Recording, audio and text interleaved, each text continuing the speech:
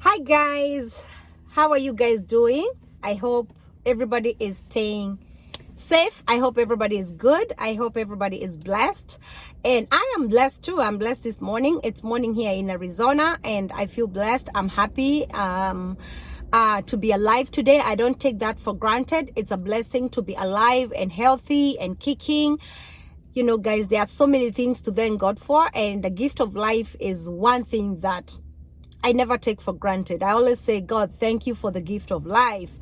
And, the safety on the road, safety everywhere, the protection and good health and children and family and friends and great people like you. And I just thank God for everything. So, guys, this morning, I want to talk about, yesterday I was watching a video. This video was about a girl in Iraq. I don't know her name. I can't remember. Oh, I think her name is Betty. And she's my namesake. And that's why it really hit me hard. And when I watched this video, I remember I slept at midnight watching this video. I watched it to the end.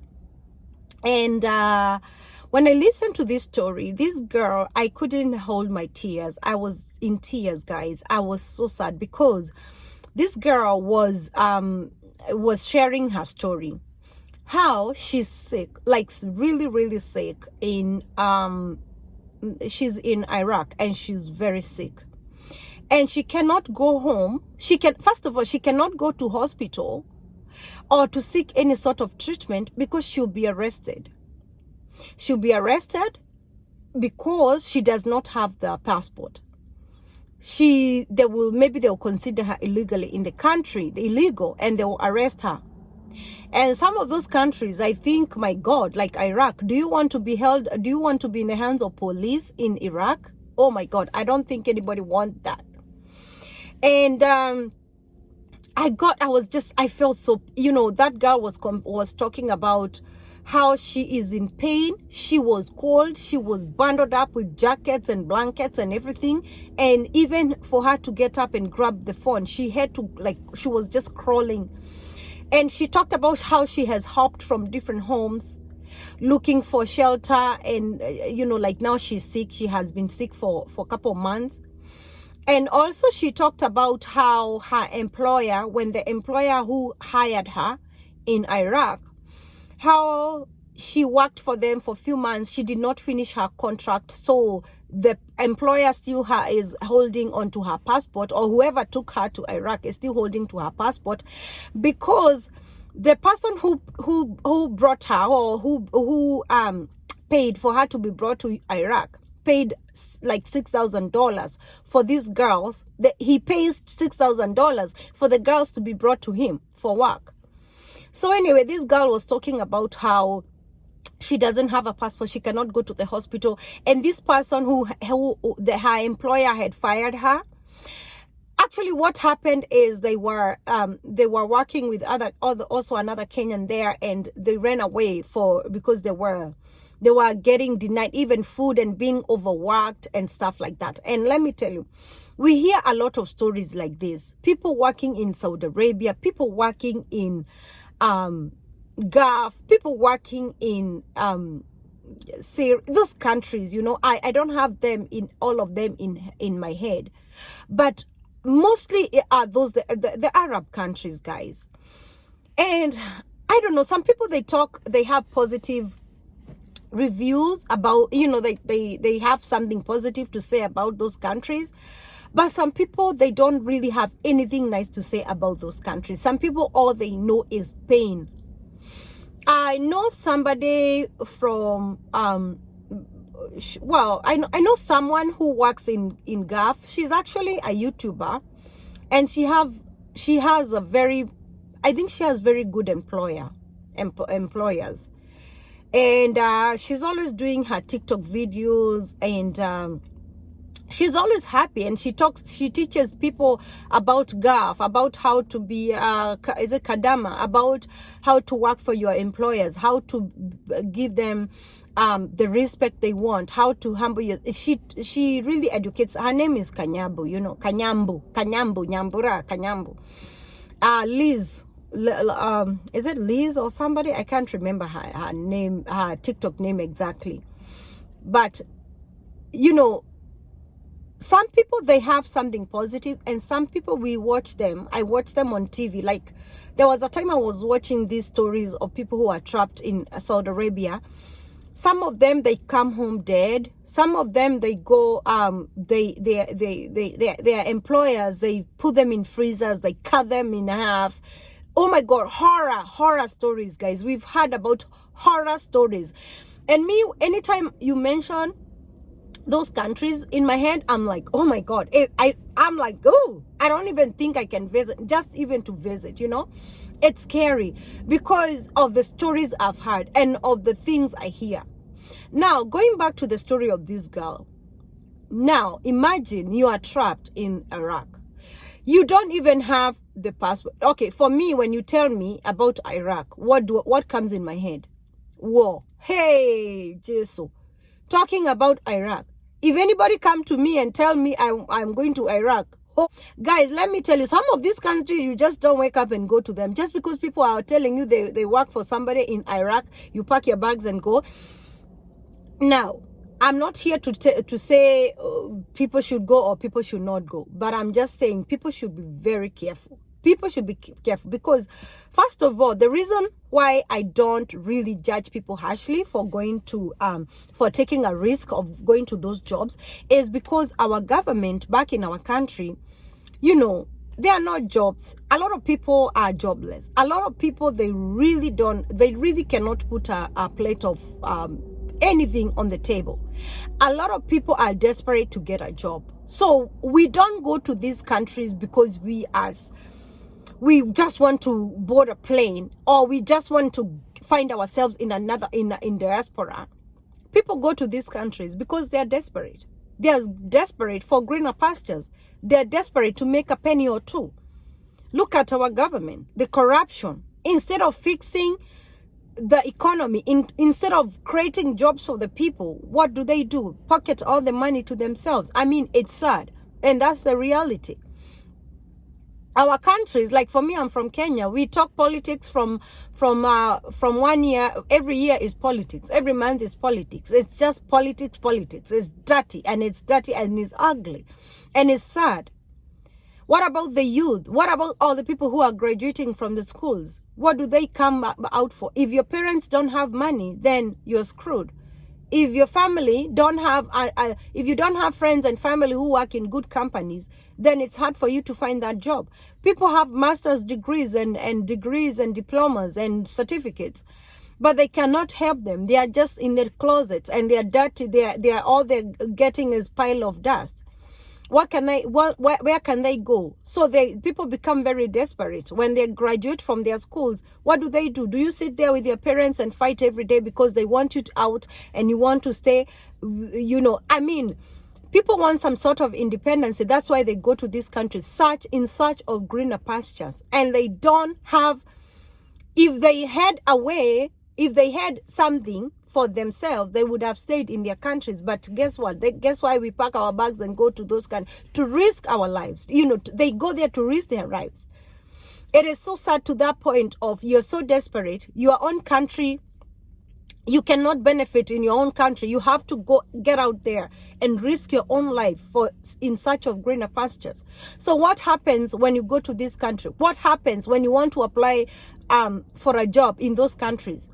So a lot of times you hear people, they go through a friend of they know somebody who works there, and they look for these agents. And guess what? They find these agents. Some of these agents, they are not even legit. Some of these agents, they are not genuine. All they do is to collect money. They just want to collect money from that person who wants employees. Some of these agents, they don't care to know who they're handing you to. All they care is, did they get paid?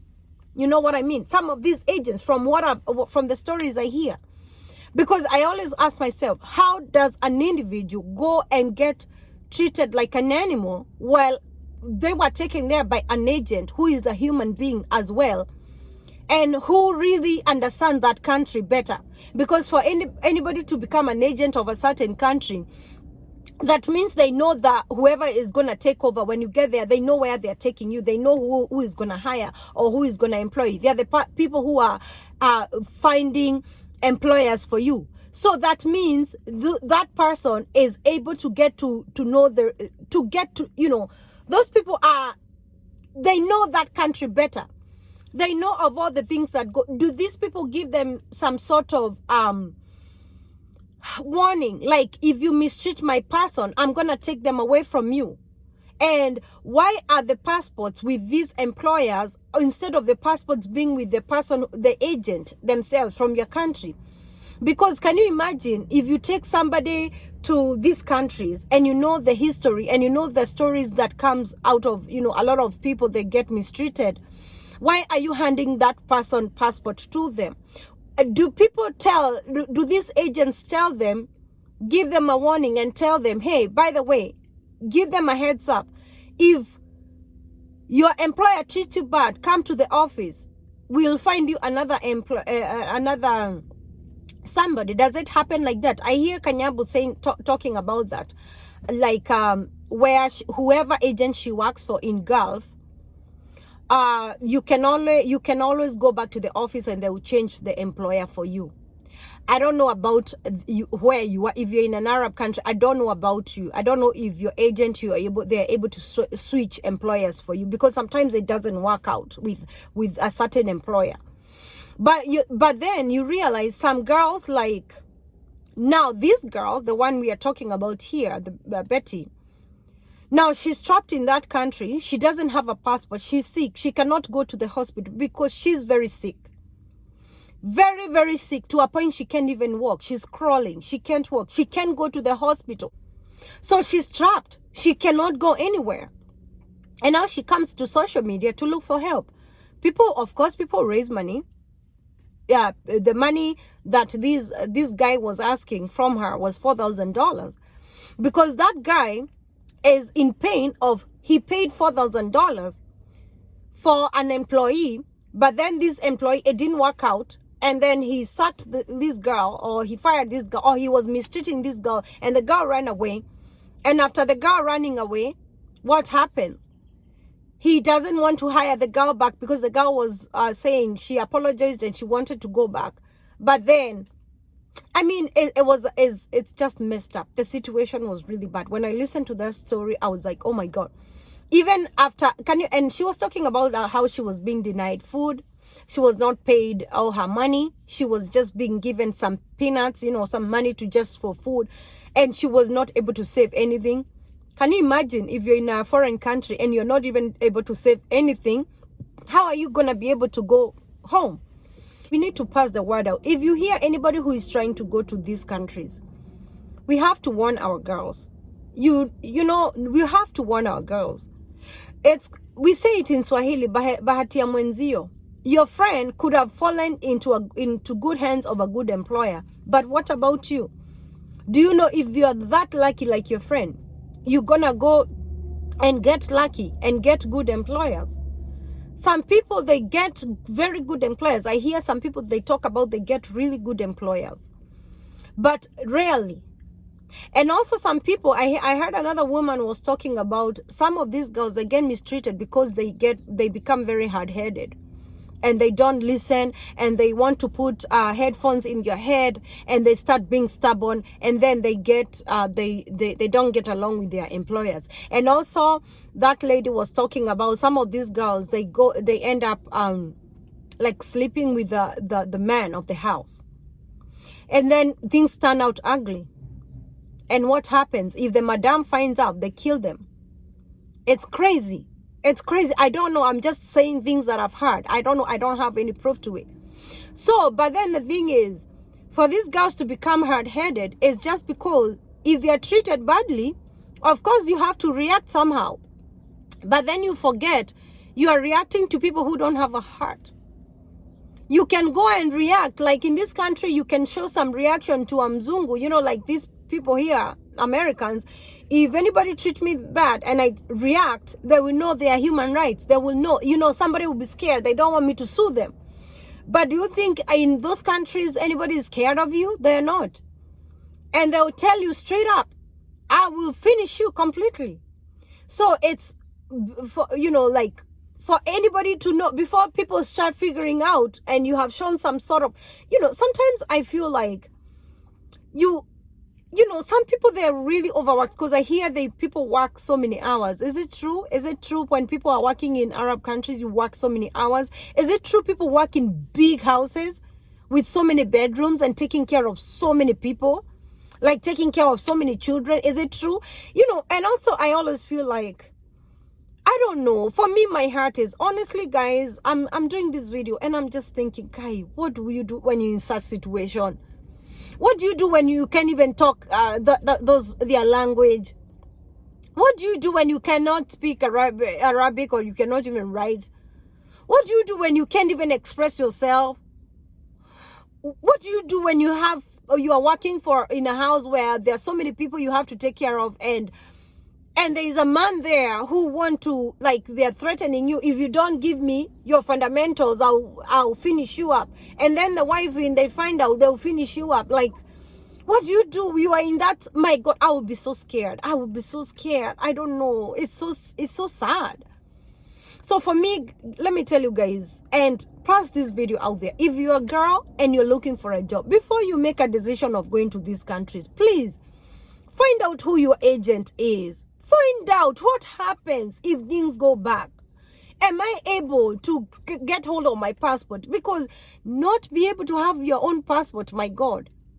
And also another thing, I will say something. If you know for sure you're going to those countries, the first money you save the money for emergency exit. Yes, because if things go wrong, before you send money to your friends and relatives and family to help out, or I know sometimes it's hard said than done, but why can't we?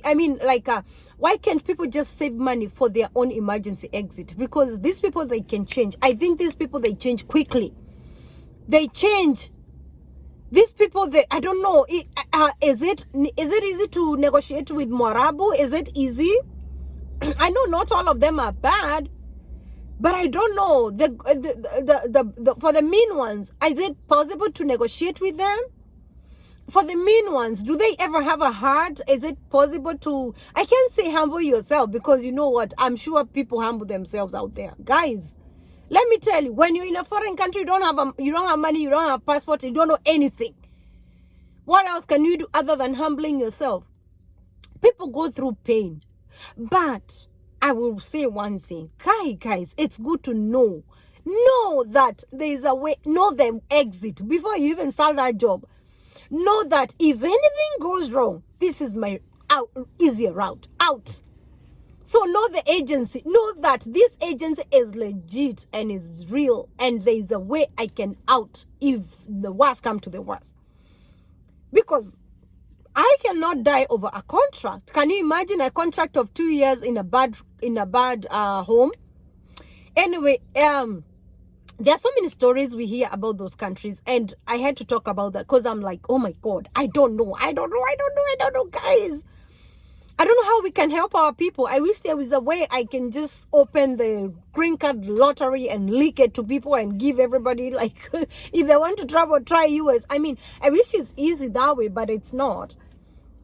And I wish there is a way out. I wish there is a way in our countries people can find employment other than going to risk their lives in these countries. It is so heartbreaking, like young girls, they have to go through crazy stuff out there, y'all. I mean, like, I hope this girl, Betty, she finds her way home and get the treatment she needs. Imagine in a foreign country, and I was wondering, because that girl was freezing and it's winter. And another lady, and she's my follower here, she's my fan, she's actually a top fan. And she told me, Betty, I'm in Saudi Arabia and I cannot wait to get out of this country, out of this cold. She says she's finishing her contract and she wants to get out. You know yourself. My heart goes out to you. And good, God is good. You have made it through your contract. And she told me, when I'm done, Betty, when I kick out the door out of Saudi Arabia, I'll never return. That's what she told me. And I said, good for you. And guys, we cannot blame. I think is Dubai, do people get bad treatment in Dubai? I've never heard anybody talking bad about Dubai. How is Dubai for the people who are in Dubai? I know everybody cannot go to Dubai. How is Dubai? How is Qatar? I know Qatar is not, some people complain about Qatar, but not Dubai. So I don't know exactly Dubai, because I think Dubai, most people work in like restaurants. But I don't know. I think Dubai, most people don't work in people's homes. They work in restaurants, right? I don't know for sure. And security guards. But these other countries, and especially even Iraq, please, guys, before you take your luggage and go to Iraq, where? Syria and all those countries, you even be scared. Even the name, by the mention of your name, you're like, because you're like, guy, where? And for the people who are there, if you're watching this video and you're in those countries and you have a good job, thank God for that. If you have good employers, thank God for that. Then if you hook somebody up, please make sure that you are hooking them up with good. I know it's hard to know if you are introducing them to a good employer, because maybe you might not know them like that. But if you're there, have this kind of network that you can, if you take somebody there, if you introduce somebody to a job in that country and they're going through, keep in touch. Make sure they are safe. Make sure you know where they work. Make sure you know their employer. Make sure you can rescue them. Make sure that you have this connection, that you guys out there. I don't know if is there like an African community? Do people come together? Do people hold each other hands? I mean, I don't understand why some people suffer and others die out there. Because of what? Because of bad employers. Anyway, guys, I don't want to talk too much, but I just hope everybody out there is safe, and my heart goes out to you guys, and I hope everything works out for the people out there. And you haven't gone there and you're considering applying for a job in those Arab countries, please take your time before you apply, before you go. Take your time and get to know is there an exit? What if things go wrong? I know we tell people not to go, but sometimes I'm like, no, if I tell you don't go, what do I give you? Like, what do I have to offer you? So I'm just telling people, caution, guys. Caution, be very careful, Like, take your time to get to know, hey, Iraq, and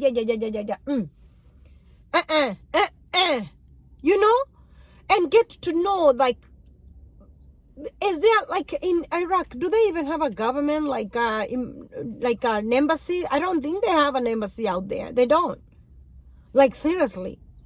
And if you go to a country where they have an embassy, make sure that you can always run to that embassy if things come to if worse come, because in embassies you can get travel documents.